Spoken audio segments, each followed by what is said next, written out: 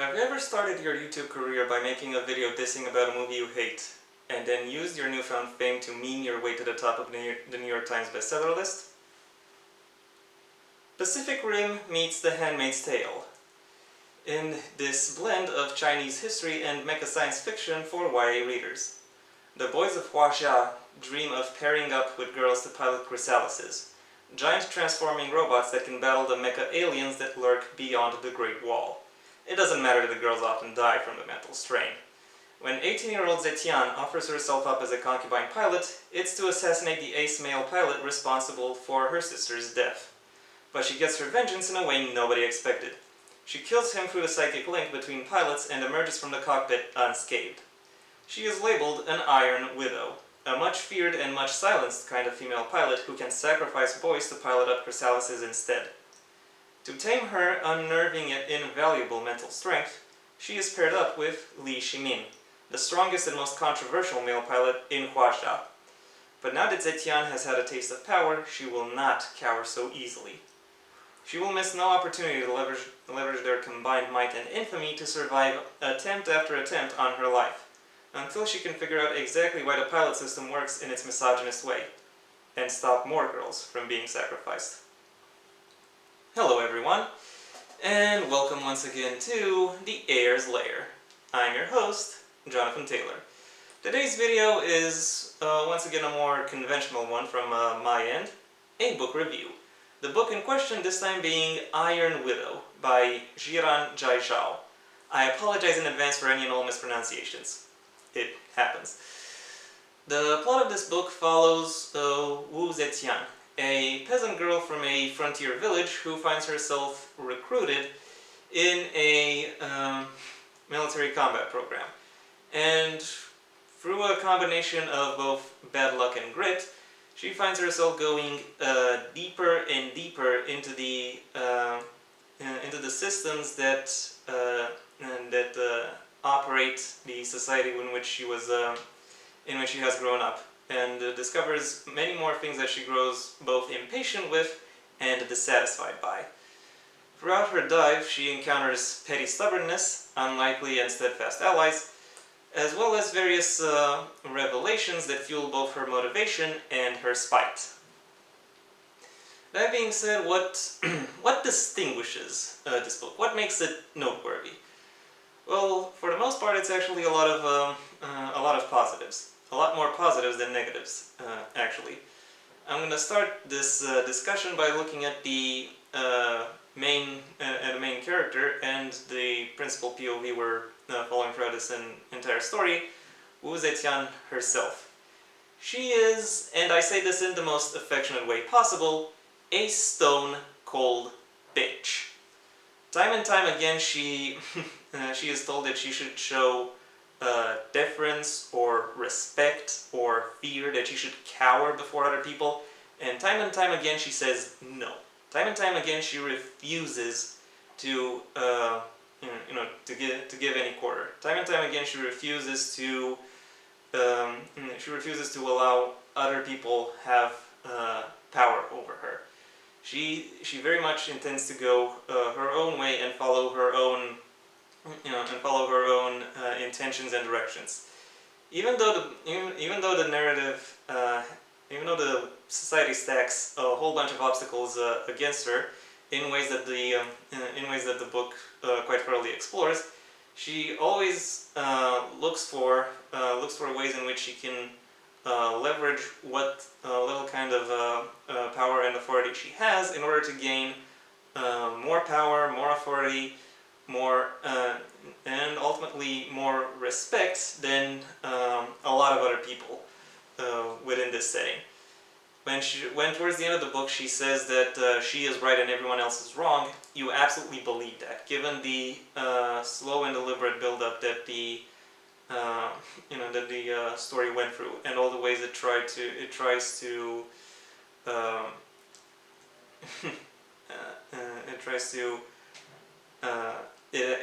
showcases it has built Zetian's narrative up until that culminating moment within the story. That being said, this book isn't just about her. There are other characters around. Chief among them being Gao Yiji and Li Ximin, the two other points of this book's love triangle. They start out as the childhood friend and bad boy archetypes, but the narrative goes to great lengths to explore their hidden depths and really showcase their backstories, their personalities, and all of the influences that led to them becoming who they are. Of these two, Ximin gets the lion's share of the attention, primarily because he is the one who spends most of his time with Zetian, and because through the technological aspects upon which this world operates and upon which this conceit is based, they are able to share their minds, so to speak.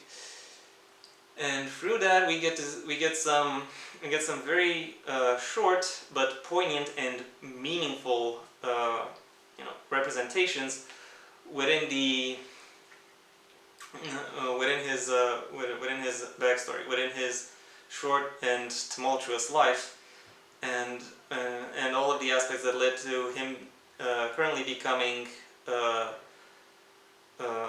the most infamous of Huajia's pilots. His character arc overall stands out as the most well developed and well elaborated one of this entire narrative, and he himself is the most fleshed out of the entire story. Even though we only spend a fraction of our time in his mind. Yiji, by contrast, plays a more passive but a more pervasive role. He is basically the main contact between Zetian and Ximin and the upper echelons of the state under which they have to operate. It also serves as their main ally in dealing with these issues concerning the upper echelon.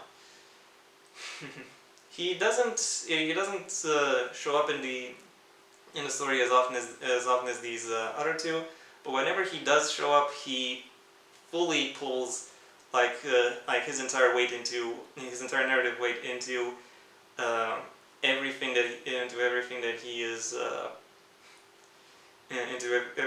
does, and into everything that he can allow others to do.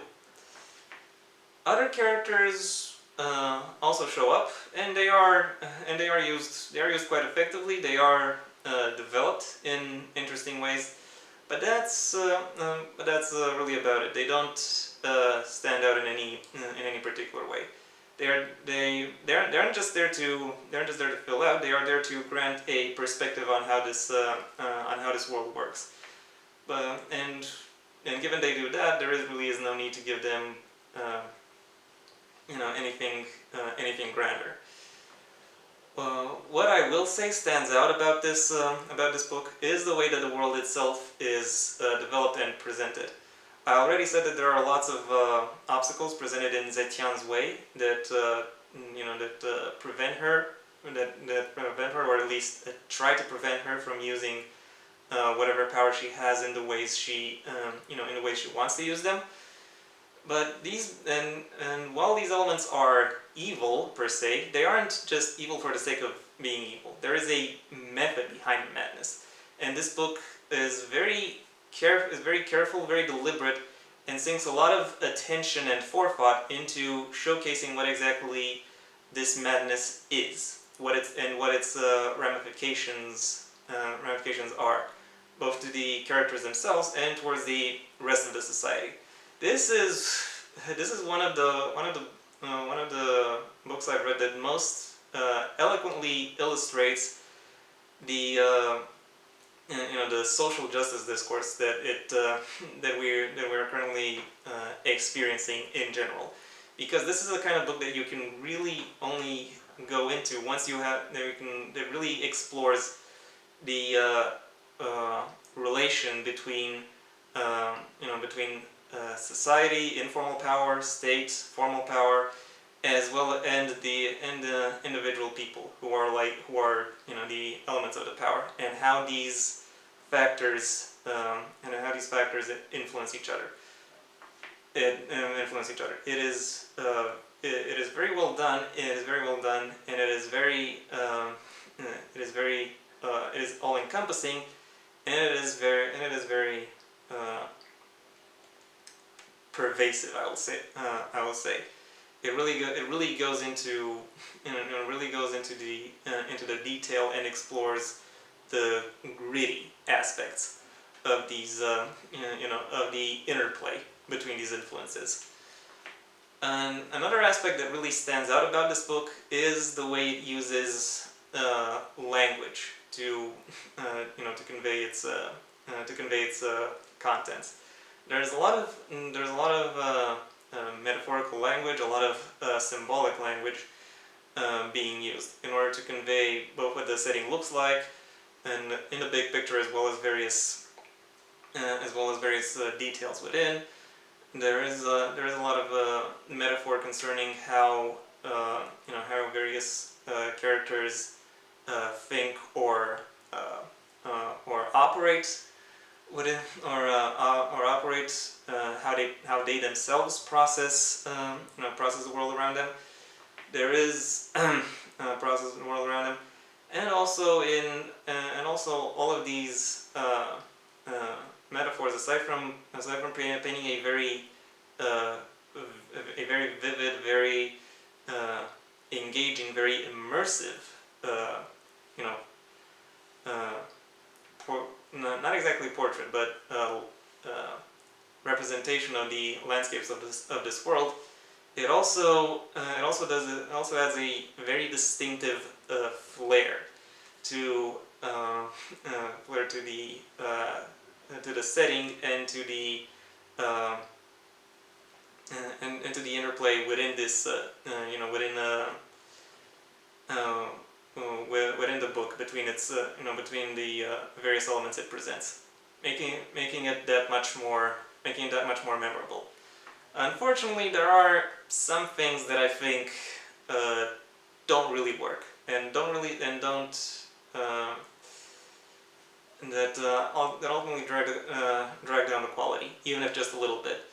For example, there is the fact that certain characters who are established as not being particularly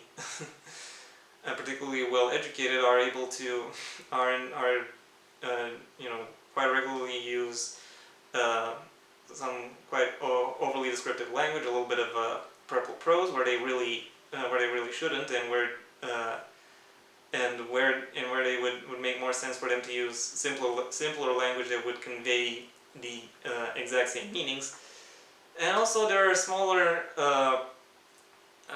cultural discrepancies that I don't really get how they showed up, because this story is presented as this book is presented as an after the apocalypse story where humanity has to rebuild after a disaster.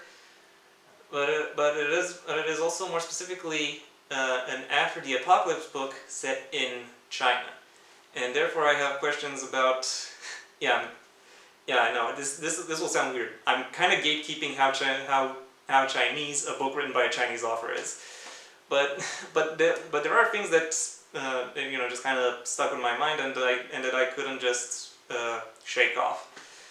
For example, why are the mechs, the giant transforming robots that this Chinese state analog uses to fight off an invasion, called chrysalises, a Greek term, rather than a Chinese term, or a term from any other language east of the Caspian Sea?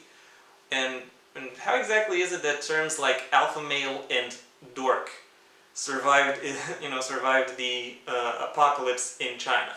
Like, why would they? How would words like that really still be in use? Also, there's the fact that feed binding kind of came back, which, yeah, okay, I buy it because I can buy it because it's part of the setting, but also at the same time, why would that come back? It's kind of it's it's a little weird. So yeah, these are these small there are these small incongruities that I'm not really particularly fond of. Sometimes some of the things can work. To be fair, I think the feed binding aspect actually does actually does wonders in representing the theme that the author is going for. But not exactly. They just leave me scratching my head. Thankfully, these don't negatively these don't severely harm the quality of the book. It is still very interesting to read through, and very cathartic to read through. It stimulated not just my my passion, but also my intellect in a way that I have to in a way that I have to praise it for, because there is a lot of emotional depth here, as well as as well as some very cerebral developments presented in a very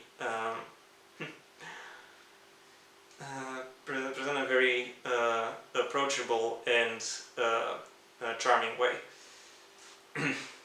Overall, this book has many more qualities than flaws, and it absolutely stands out as a worthwhile read, and perhaps even one of the best books that was released over the course of the year 2021.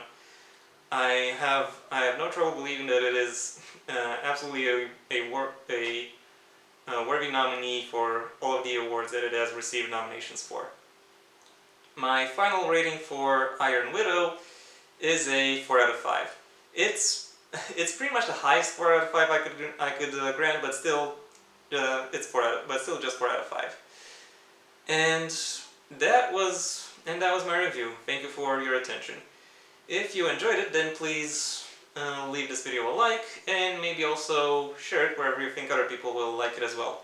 If you have anything you'd like to add to any and all parts of what I just said, the comment section awaits your input. And if you want to see when my next video gets released, well then please subscribe. Ideally also ring the bell or do whatever else YouTube will ask of you in order to keep you notified.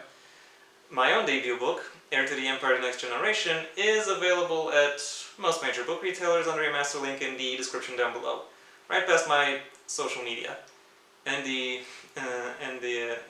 all the other deeds within, which I also suggest you check out should you feel so inclined. Until next time, I am Jonathan Taylor, and this has been The Heir's Lair.